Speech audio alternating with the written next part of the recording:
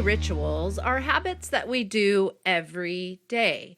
It can be anything from flossing your teeth to going for a walk to vacuuming the living room. Rituals can help us to be more productive, intentional, and healthier. They can reduce stress, improve our focus, boost our mood, and improve our sleep. By making a plan, we are more likely to get more done and have time to pursue recreational activities.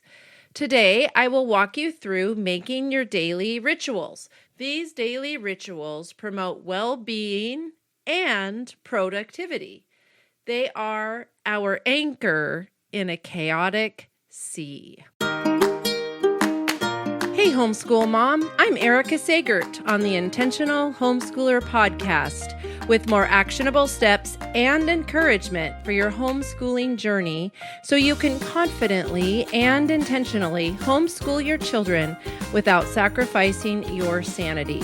Grab a pen and paper, your favorite cup of brew, and let's get started. Where were you on August 21st of 2017? I was taking my firstborn to college in Salem, Oregon. Also, this was the day of the Great American Eclipse. This was a total solar eclipse, and it was visible within a band that spanned the contiguous United States from the Pacific to the Atlantic coast. Many people from my area, the Vancouver, Washington area, were headed down to the Salem area because the viewing was said to be the best down there. I was pretty concerned that I was going to get caught in traffic. Because of this, I had no control over the day that my son was heading down to college, and it happened to land on the day of this big event. So I remember at the time, my brother told me about an app called Waze because it would direct me to the path of least resistance. It would send me on the best roads to get me home the quickest. So there are lots of roads that I don't know about, so I thought, I'm going to try it. Well, to be honest, I had a difficult time following the instructions because it seemed so off. Like it took me on these roads that I didn't even know about. But I wanted to follow Waze because I trusted that Waze could see what was going on, and I did. And I actually ended up getting home in about the normal amount of time. And I know things were very slow on I-5, but since I trusted the Waze, I got home pretty quickly. So similar to me heeding the advice of my app, of my GPS, I need to heed the advice of my daily rituals. So when planned well, our daily rituals can lead us in the right direction. With a planned route and patience to take an alternative route if we need to, we can foster a state of optimal well-being and peak productivity. So we can accomplish the things that we need to do to produce, and we can be well while doing it. We can have time to pursue recreation and rest, as well as being productive and accomplished in our work. How do we best create a roadmap for our days? Daily rituals. I propose 4 times in our day when we create a list of tasks. So we have a morning ritual, a school day startup, school day shutdown, and then an evening ritual. The first thing you need to do before creating these daily rituals is to decide on your non-negotiables for your days. What must you do every day? So decide on these and then put these things in your rituals. I have listened to many podcasts and read many books on the subject of, personal development, time management. And it's kind of funny because so many people will comment that I'm so organized. Well, the only reason I'm organized now is because I need the help, and I listen to all these things because I need the help. Apparently. Anyway, so much good information out there. I like Atomic Habits by James Clear. He talks about habit stacking. And I like one of Jim Kwik's acronyms. He wrote the book Limitless, but he has an acronym for important daily habits. He talks about MEDS, now not medicine, but it's an acronym. So in the acronym MEDS, M is for meditation, E is for exercise, D is for diet, and S is for sleep. So I would say all four of those things are pretty important and need to be put into one of your rituals. I like Hal Elrod's Miracle Morning Routine. He has an acronym, SAVERS. S is for silence, A is for affirmations, V is for visualization, E is for exercise, R is for reading, and S is for scribing. So ultimately, though, you need to make a list of your most important tasks and schedule them. It's so important to get them on the schedule. So I begin my day with my morning ritual. So as I said, I'm going to talk about morning ritual. I'm going to talk about workday startup or school day startup, depending on where you are in life. School day shutdown, and then evening ritual. My personal strongest ritual is my morning ritual. I have to work a little bit harder on my other three, so you probably will have your stronger one as well, and others that you need to spend more time on.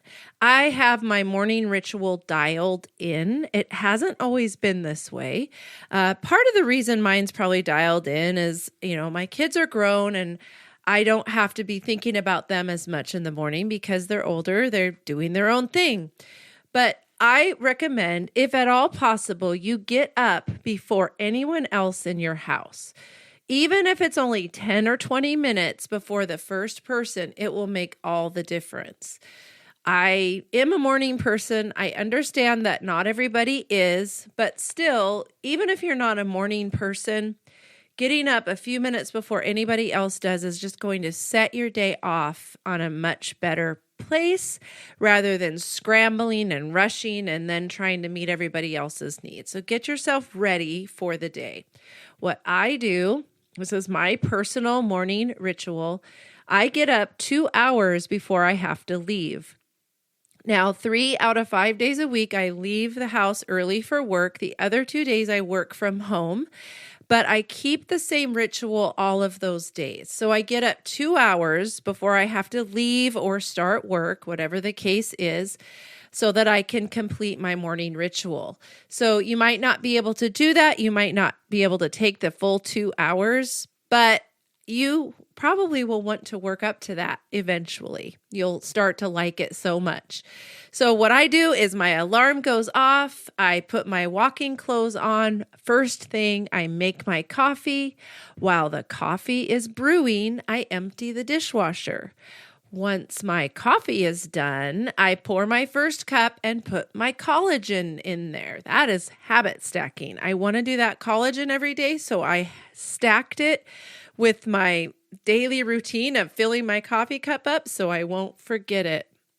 Then I go to my Bible study corner. Now, find a corner that you love. For years, I sat on the couch, although recently I moved to the desk in my guest room because I noticed as I was sitting on the couch, I was getting really distracted and I wasn't focusing like I wanted to during my Bible time. So I knew that I needed to move it. So consistency is good until it's not good anymore. And so I changed it up and it's been going very well for me in a different space. It's a desk, so I'm sitting up more and I'm able to journal a little bit easier. It's not so cozy as it is on the couch.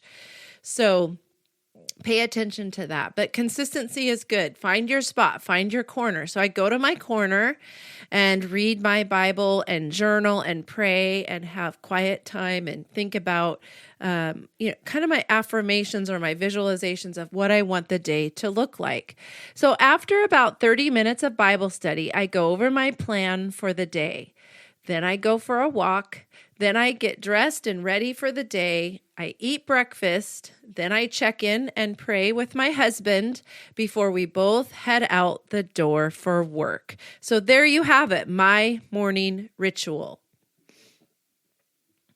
All right, the second ritual of the day, I call it workday startup, but since I'm talking to homeschool mamas, today I'm going to call it the school day startup, okay? So that time of the day where you're starting your school with those kiddos of yours that you are homeschooling. So I suggest this to be your routine. I suggest that you get all of your kiddos to a central location. Maybe it's the couch, maybe it's the dining room table, whatever works for you, but gather everybody together. And I want you to take the time to train them in the morning ritual that I just talked about. So have them get a journal out. Pick something that they really like, a journal that they really like.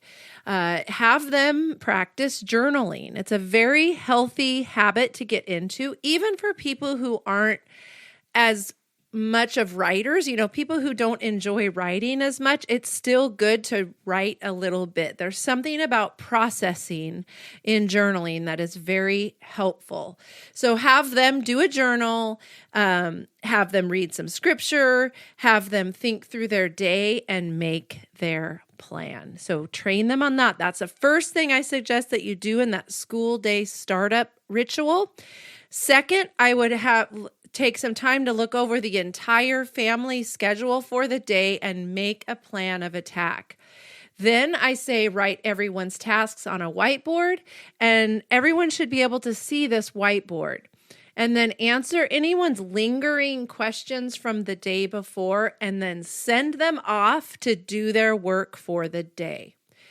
Create this routine based on the day. Perhaps some days you go off to classes early in the morning, so you won't have as much time on your school day startup ritual.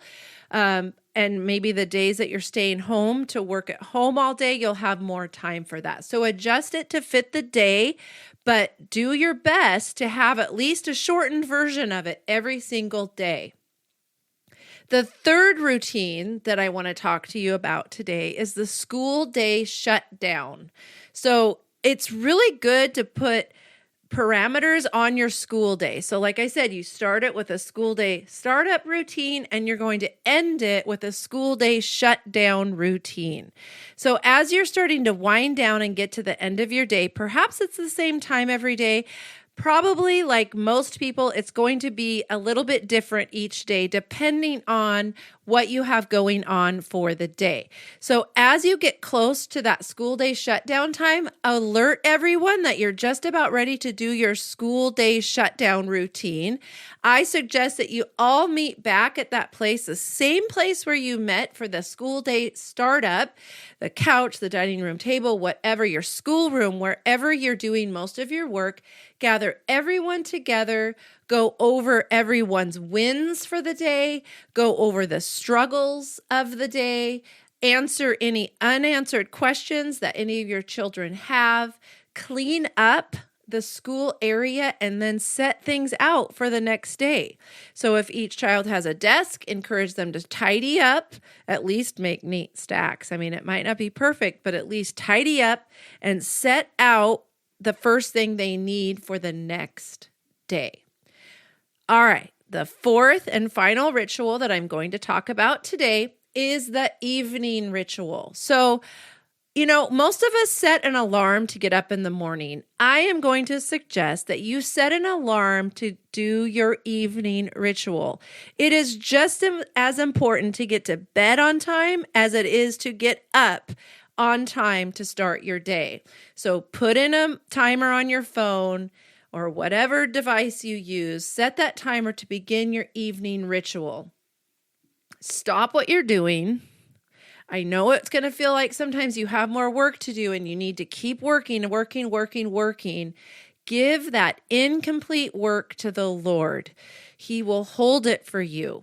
Put it in His hands. You put in your time for the day and leave the rest with your Heavenly Father and trust Him with it. He wants you to get rest. He instructs us to take time to rest. You need rest every day. It is crucial that you get enough sleep, and that and in order to get enough sleep, you have to get to bed to get that sleep. It is so important to get to bed at a decent hour. So some ideas for your evening ritual. Get those kids to bed early. Take a shower or a bath to wind yourself down. Have a cup of tea. Read a lightweight book. Don't be studying, techniques to homeschool your children at this hour. Get a magazine or a novel or something that you like that's relaxing. Stay off of your screen at this point of the day because that light, they say, can cause you to have trouble sleeping. So take a break from your phone and get a magazine or a book of some kind to look through. Write some things down in your gratitude journal about the day and how it went.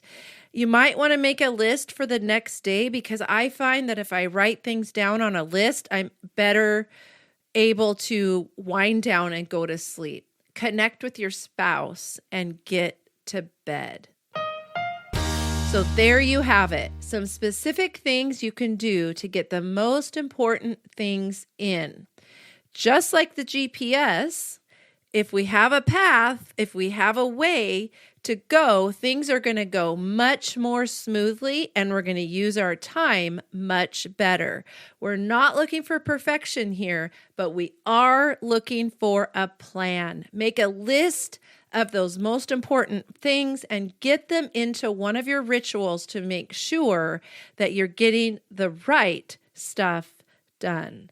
So even if we don't hit our routines exactly like we have them, we might need to pivot a little bit.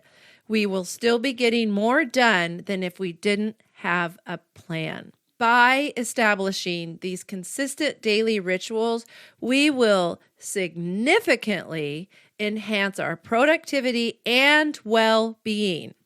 When creating effective rituals, number one, identify those essential tasks and get them on your list. Now, if this seems like a totally foreign concept to you, choose one of these 4 rituals to try for a while and eventually add more of them. By incorporating these rituals into your daily routines, you can achieve more work-life harmony. You can have time to complete your work, pursue personal goals and interests, in addition to having quality family time. All right, homeschool moms, let's show some love. If you've been nodding along and thinking, yes, someone gets it, please take a moment to rate and review the show on Apple, Spotify, YouTube, or wherever you are listening to this episode. It's like a virtual high five for other homeschool moms. Let's make the Intentional Homeschooler podcast the go-to resource for encouragement, practical tips, and actionable steps in your homeschooling journey. You can follow me on Facebook, Instagram, and YouTube, as well as right here where a brand new episode will drop every other Thursday. Until next time, you've got this, Mom.